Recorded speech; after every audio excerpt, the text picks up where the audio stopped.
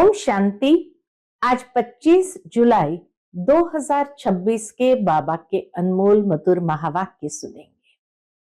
आज की मुरली से पहले गीत बजा है, माता ओ माता तू है जग की भाग्य विधाता। बाबा कहते हैं बच्चों ने ये लाइन तो सुनी, लेकिन ये महिमा किसकी है? ये महिमा है जगत अम्बा की।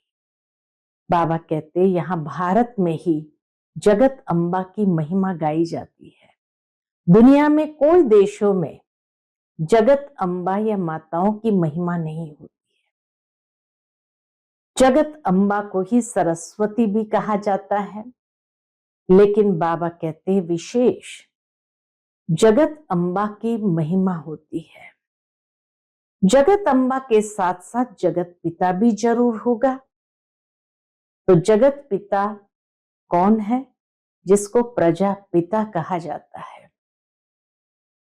तो बाबा कहते एक और जगत अम्बा जगत पिता है और दूसरी ओर जगत का पिता परम पिता परमात्मा को भी कहा जाता है। वो निराकार परम पिता परमात्मा जब इस संसार में आते हैं तो प्रजापिता ब्रह्मा को निमित्त बनाते हैं सारे संसार के परिवर्तन के लिए। और इसीलिए बाबा कहते जगत माता और जगत पिता का गायन है। परम पिता परमात्मा आकर के मनुष्य को पतित से पावन बनाते हैं। कैसे बनाते हैं? ज्ञान सागर है तो ज्ञान के द्वारा पतित से पावन बनाते हैं। तो बाबा कहते तुम बच्चों को ज्ञान स्नान करना चाहिए। इसीलिए भक्ति में गायन भी है, गंगा सागर का मेला। ज्ञान गंगाएं जब सागर में मिलती है तो वहां पर मनुष्य जाकर के स्नान करते हैं, सोचते हैं उससे सदगति को प्राप्त करेंगे, क्योंकि वास्तव में संगम पर परम पिता परमात्मा पतित पावन आकर के जगत पिता जगत अम्बा के माध्यम से संसार को सदगति देते हैं। इसलिए बाबा कहे ये गायन है और तुम बच्चों को नित्य गंगा स्नान करना है, अर्थात ज्ञान गंगा स्नान जरूर करना है। तो सुनते हैं आज के बाबा के अनमोल मधुर महावाक्य। ओम शांति। मीठे बच्चे, तुम यहाँ आए हो अपने सहित सारी दुनिया की काया कल्प तरु बनाने। कैसे बनाएंगे? याद से ही काया कल्प तरु होंगी। आज की मुरली से प्रश्न है, नरकवासी से स्वर्गवासी बनने की विधि कौन सी है? अभी तुम बच्चों को जीवदान मिलता है, कैसे? उत्तर है, नरकवासी से स्वर्गवासी बनने के लिए जरूर मरना पड़े। नरकवासी से स्वर्गवासी बनने के लिए जरूर मरना पड़े। बाबा कहते मैं आया हूं तुम सबको मौत देने। शिव बाबा को कहा जाता है महाकाल। तो बाबा कहते मैं आया हूं तुम सबको मौत देने, तुम्हारी इस देह को खत्म कराए बाकी सब आत्माओं को ले जाऊंगा। यही सच्चा जीवदान है। जीते जी मरना, उसको ही कहा जाता सच्चा जीवदान। इसके लिए ये महाभारत लड़ाई है जिसमें सबका विनाश होगा, फिर आत्माएं पावन बन वापस घर जाएगी, फिर स्वर्ग में आएगी। आज की मुरली से पहले गीत बजा है, माता ओ माता तू है जग की भाग्य विधाता। ओम शांति। मीठे मीठे रूहानी बच्चों ने गीत की लाइन सुनी, जगत अम्बा की महिमा सुनी। जगत अम्बा यहां भारत में ही गाई जाती है। जगत अम्बा है तो जगत पिता भी जरूर होगा। जगत अम्बा सरस्वती को ही कहते हैं। वास्तव में उनका नाम तो एक होना चाहिए। तुम्हारा भी नाम एक ही है ना, दो तीन तो नहीं है। अब जगत अम्बा को बरोबर साकार में दिखाते हैं शरीरधारी है तो जगत पिता भी है, जगत अम्बा है तो बाबा कहते जगत पिता भी है, जिसको प्रजापिता भी कहा जाता है। जैसे सारे जगत की अम्बा है, वैसे सारे जगत का पिता है। जरूर दोनों ही यहां होंगे, संगम पर होंगे। दोनों का नाम भी सुनाया। जगत अम्बा का नाम है सरस्वती और जगत पिता को कहा प्रजापिता ब्रह्मा। दोनों है प्रजापिता और प्रजा माता। अब दूसरा जगत पिता कहा जाता है निराकार शिव बाबा को, वो प्रजापिता हो गया। और दूसरा जगत पिता है निराकार शिव बाबा, जो कि सबके पिता है। उनका नाम ही है परम पिता परमात्मा शिव। सिर्फ ईश्वर व परमात्मा नहीं कहना है, उनका नाम रूप भी है ना। बाबा कहते हैं परम पिता परमात्मा, सिर्फ ईश्वर व परमात्मा नहीं कहना है, उनका नाम रूप भी है ना। उनको गॉड फादर कहा जाता है।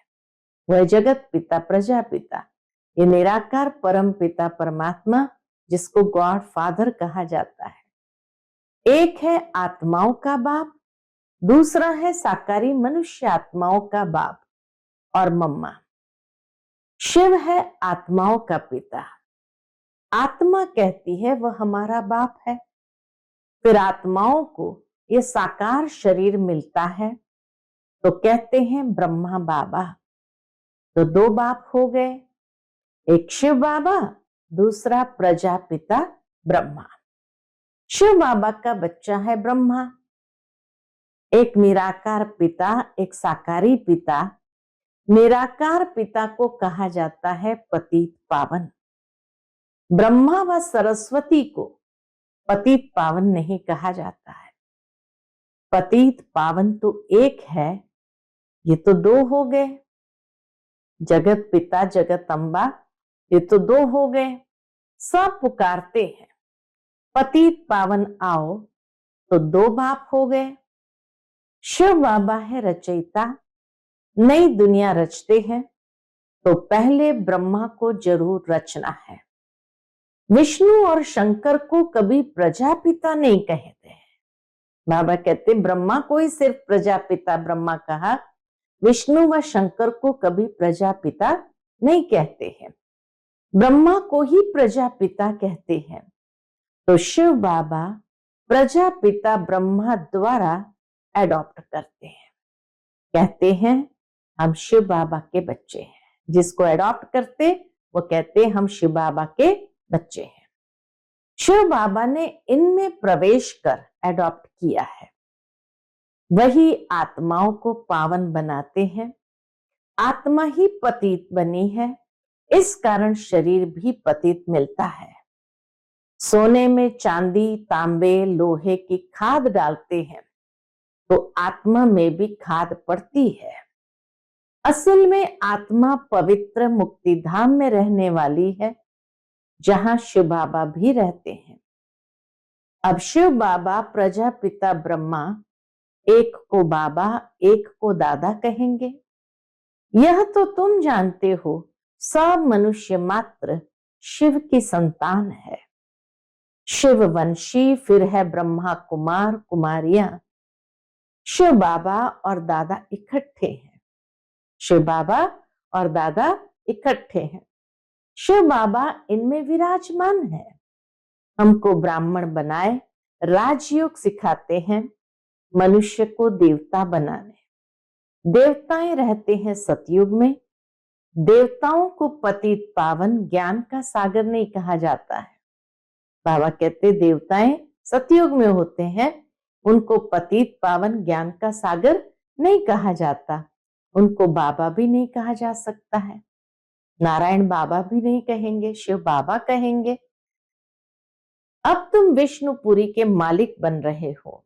विष्णु के दो रूप लक्ष्मी नारायण है, ये मनुष्य नहीं जानते। जो भक्ति करते हैं उनको दो बाप जरूर है। सतयुग में एक बाप होता है, वहां ऐसे नहीं कहते कि हे परम पिता परमात्मा दुख हरता सुख करता आओ। वहां तो देवी देवताओं का राज्य था। वे कभी हे गॉड फादर लिबरेटर नहीं कहेंगे। वहां कोई पतित दुखी होते ही नहीं जो पतित पावन को बुलाए। तुम जानते हो भारत में आज से 5000 वर्ष पहले देवी देवताओं का राज्य था। पीछे फिर 1250 वर्ष बाद होता है राम सीता का राज्य। बाप सिद्ध कर बताते हैं सतयुग त्रेता में तुमने 21 जन्म लिए।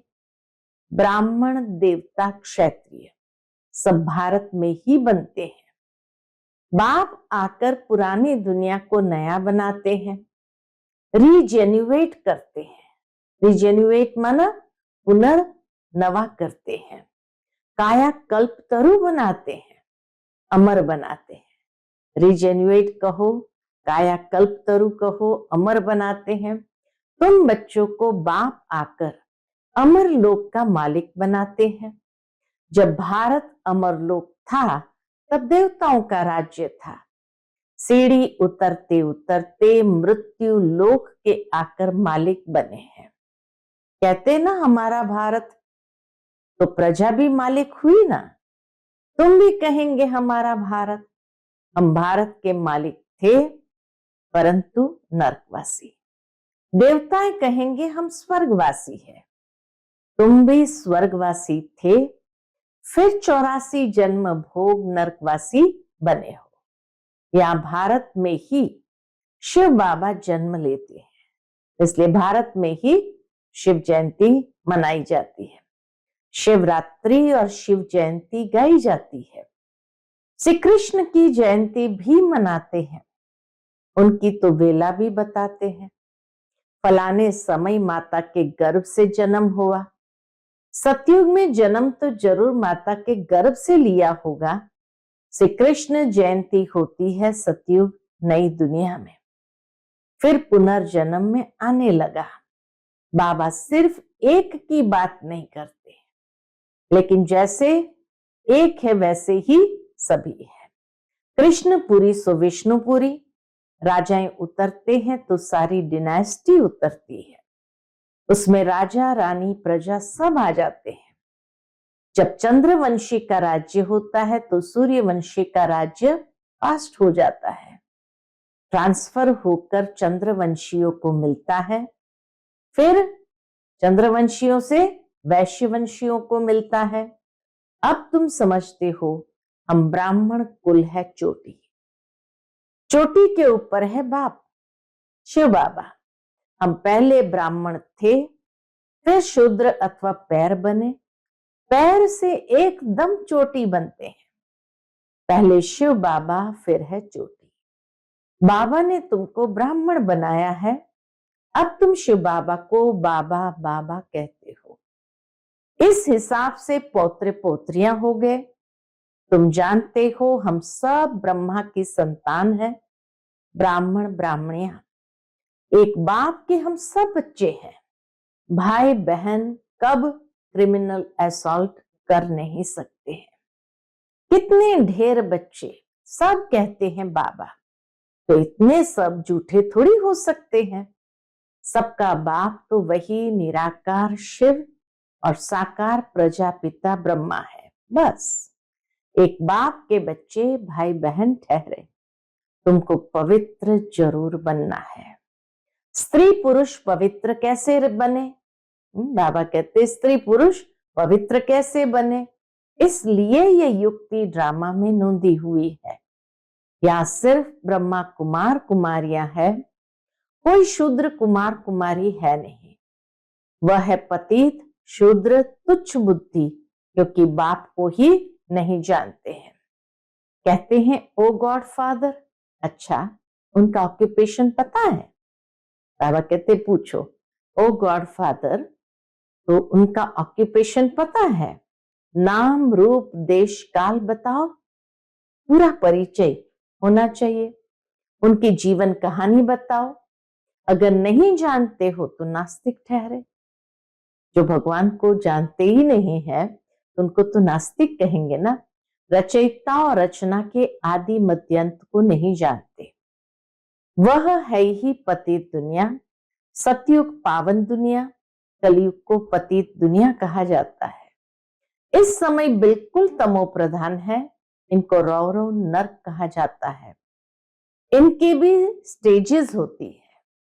बाबा कहते हैं पतित बनने की भी स्टेजेस होती है।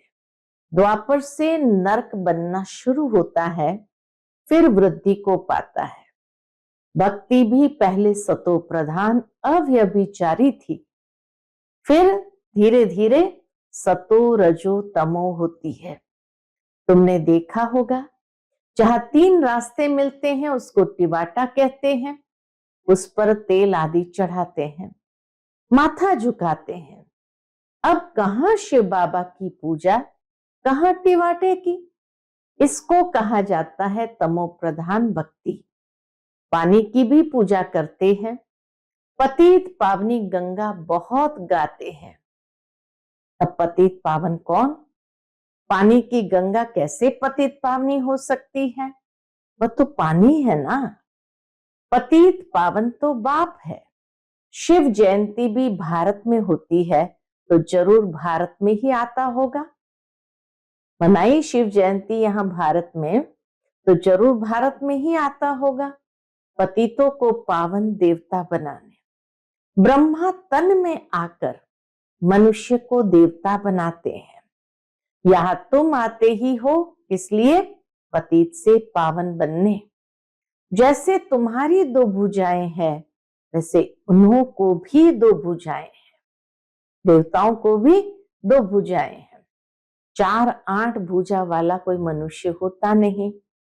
यह अलंकार दे दिए हैं। चतुर्भुज दिखाया प्रवृत्ति दिखाने के लिए। वास्तव में प्रवृत्ति मार्ग दिखाने के लिए चतुर्भुज दिखाया है। विष्णुपुरी लक्ष्मी नारायण की पुरी को कहा जाता है। वैष्णव अक्षर भी विष्णु से निकला है। देवताएं वैष्णव थे, संपूर्ण सात्विक थे। वल्भाचारी वैष्णव होते हैं वेजिटेरियन। वह कोई निर्विकारी नहीं होते हैं, वो खाली अन्न की शुद्धि रखते हैं। बाकी पवित्रता की धारणा उनके जीवन में नहीं होती। उन्हों की बड़ी हवेलियां होती है। वैष्णव का अर्थ ही नहीं समझते। विष्णुपुरी में रहने वालों को वैष्णव कहा जाता है। वैष्णव पवित्र को कहा जाता है। राधे कृष्ण का अलग मंदिर, लक्ष्मी नारायण का अलग मंदिर बना दिया है। भारतवासी जानते ही नहीं कि इन्हों में क्या फर्क है। राधे कृष्ण लक्ष्मी नारायण में क्या फर्क है? राधे कृष्ण ही लक्ष्मी नारायण बनते हैं, ये किसको भी पता नहीं है। वह है बचपन का रूप, वह है बड़ेपन का रूप। राधे कृष्ण ये बचपन का स्वरूप, लक्ष्मी नारायण ये राजगद्दी पर बैठने वाला स्वरूप, तो बड़ेपन का स्वरूप। लक्ष्मी नारायण के छोटेपन के चित्र कोई है नहीं। लक्ष्मी नारायण को सतयुग में, अब राधे कृष्ण को द्वापर में ले गए। बताओ, बाबा कहते लक्ष्मी नारायण को सतयुग में दिखाया और राधे कृष्ण को द्वापर में ले गए। वास्तव में भक्ति मार्ग में गाते जरूर है, श्री कृष्ण गोविंद हरे मुरारी, हे नाथ नारायण नम वासुदेव। तो ये एक जन्म की ही कहानी है, जिसको बचपन में श्री कृष्ण कहा, थोड़ा बड़ा हुआ ग्वाल बाल बना तो गोविंद कहा, जब रास लीला रचाई तो हरे मुरारी कहा, और जब राजगद्दी पर बैठता है तो नाथ नारायण कहते हैं। वही वासुदेव है। तो ये एक जन्म की कहानी है, लेकिन अज्ञानता के कारण लक्ष्मी नारायण को सतयुग में दिखाया और कृष्ण को द्वापर में दिखा दिया। तो बाबा कहते हैं ये सिद्ध करता है कि कोई समझते नहीं है। अभी तुम रचयिता बाप और रचना के आदि मध्य अंत को जान गए हो। बाबा झाड़ का भी राज समझाते हैं, ड्रामा का भी राज समझाते हैं। झाड़ को देखने से समझेंगे कि शंकराचार्य तो कलयुग में आते हैं। झाड़ को देखने से समझ में आता है कि शंकराचार्य तो कलयुग में आते हैं। सन्यासियों की डिनास्टी सतयुग में तो हो नहीं सकती है। सब भगवान के बच्चे हैं तो स्वर्गवासी होने चाहिए, परंतु स्वर्गवासी तो सब होते नहीं हैं, सिर्फ देवताएं ही होते हैं। सतयुग में सिर्फ देवताएं ही होते हैं। अभी तुम ब्राह्मण वंशी बने हो, फिर देवता बनेंगे। पवित्र जरूर बनना है। तुम जानते हो छोटे बड़े सब ब्रह्मा कुमार कुमारियां हैं। दोनों कहते हैं बाबा हम आपके बच्चे हैं, ब्राह्मण हैं। यह है बाप दादा, शिव बाबा और ब्रह्मा दादा। आदि देव ब्रह्मा और शिव बाबा। तुम जानते हो हम ब्रह्मा बाबा और शिव बाबा के सामने बैठे हैं। बाप कहते हैं मुझे याद करो तो पतित से पावन बन जाएंगे। हम वर्षा शिव बाबा से लेते हैं। शिव बाबा हमारा बाप भी है, पतित पावन भी है, गुरु भी है। अब यह है संगम युग, पतित से पावन बनने का मेला। पतित पावन द्वारा ही पावन बनते हैं। संगम पर नदियों और सागर का मेला है। नदियों का मेला तो होता नहीं। अब ज्ञान सागर है और तुम आत्माओं बच्चों का मेला लगता है। तुम आए हो ज्ञान सागर के पास। ज्ञान गंगाएं तुम ज्ञान सागर से निकली हुई हो। तुम ज्ञान स्नान कराए पावन बनाते हो, योग सिखाते हो, सागर का परिचय दे तुम यहां ले आए हो मेले पर। इस समय तुम जब ब्राह्मण बनते हो तो तुमको 3 पिता है। लौकिक पिता भी है और प्रजा पिता भी है, फिर शिव बाबा भी है। भक्ति मार्ग में 2 पिता होते हैं, सतयुग में 1 पिता होगा। ये सब समझने की बातें हैं। अभी तुम्हारी आत्मा कहती है मेरा तो एक शिव बाबा, दूसरा न कोई। मित्र संबंधी आदि होते हुए भी कहते हैं मेरा तो एक शिव बाबा है। उनकी याद से ही पतित से पावन बनना है। आत्मा जानती है वह हमारा बाप भी है, टीचर भी है, सतगुरु भी है। हमारी आत्मा को बाप लेने आए हैं। शिव बाबा इस समय हमें लेने आए हैं। ब्रह्मा तन में प्रवेश कर पावन बनाते हैं। तुमको ले जाने के लिए बाप आए हैं। तुम सबको मौत देने आया हूं। महाकाल शिव बाबा कहते मैं तुम सबको मौत देने आया हूं। नरकवासी से स्वर्गवासी बनने के लिए जरूर मरना पड़े ना। तुम्हारी इस देह को खत्म कराए बाकी आत्माओं को ले जाऊंगा। बाप कहते हैं तुमको जीवदान देता हूं। ये महाभारत लड़ाई है ना, सबका विनाश होगा, नहीं तो कैसे ले जाऊंगा। आत्माओं को पवित्र बनाए घर ले जाता हूं। वह तो शांति धाम है। सतयुग आएगा तो कलयुग जरूर विनाश होगा। इसके लिए महाभारत लड़ाई मशहूर है। लगती भी ये संगम पर है, जबकि तुम मनुष्य से देवता बनते हो। महाभारत की लड़ाई भी तब लगती है जब हम मनुष्य से देवता बनते हैं।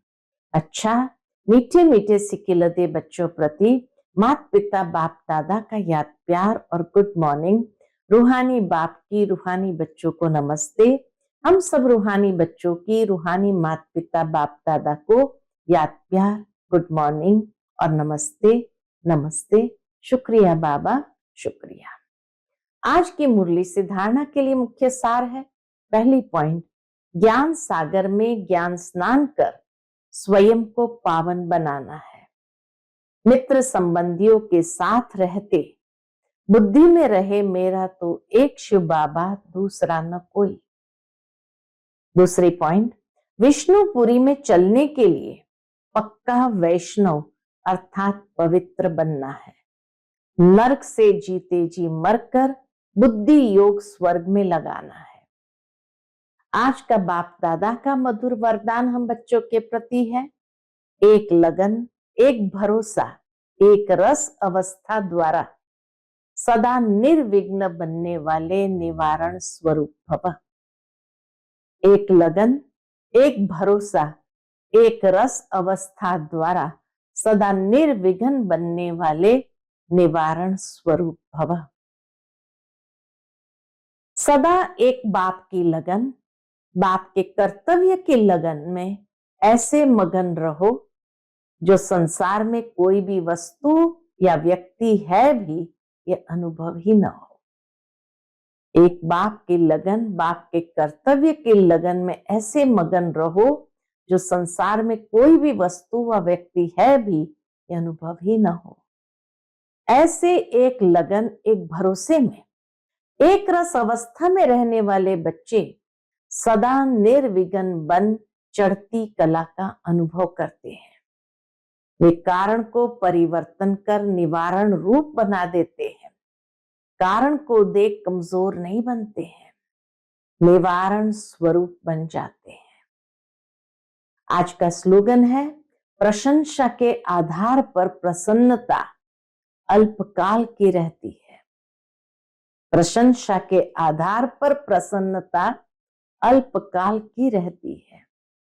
आज का अव्यक्त इशारा है, ज्वाला स्वरूप स्थिति में रह शक्तिशाली याद का अनुभव करो।